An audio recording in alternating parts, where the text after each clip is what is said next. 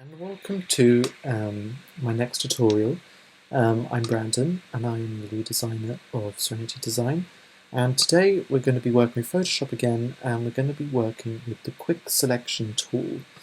Now I've kept the same canvas as my previous tutorial, which was about layers. I kind of forgot then. About layers, so I've just made a what I did was I exported it into a PNG file, so instead of a separate layer this is now an exported logo.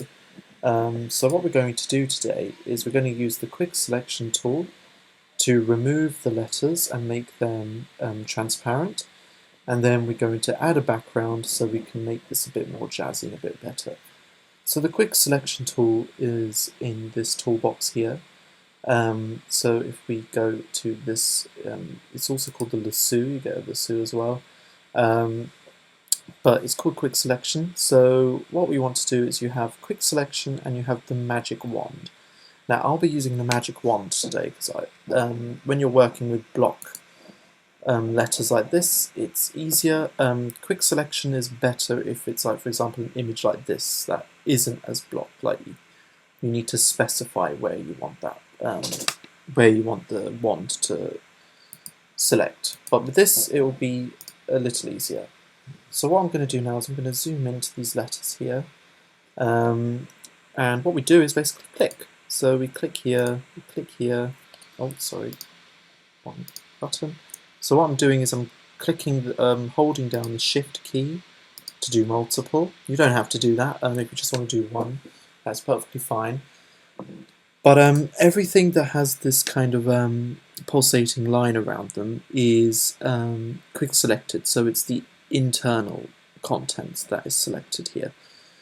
You can go up to here when you click select, and you can inverse it, so everything outside will be affected. So what I'm going to do is basically, oh yeah, I need to rasterize it. Okay, yeah, so as you can see, I can edit everything else on the outside, and then the inside stays the same. That is the use of the quick selection tool, but I want the other way around. So I'm going to make that inverse, and I'm going to remove the color of the text here. And then once that's done, you can click the rectangular marquee tool and just click anywhere on the canvas, and there you go.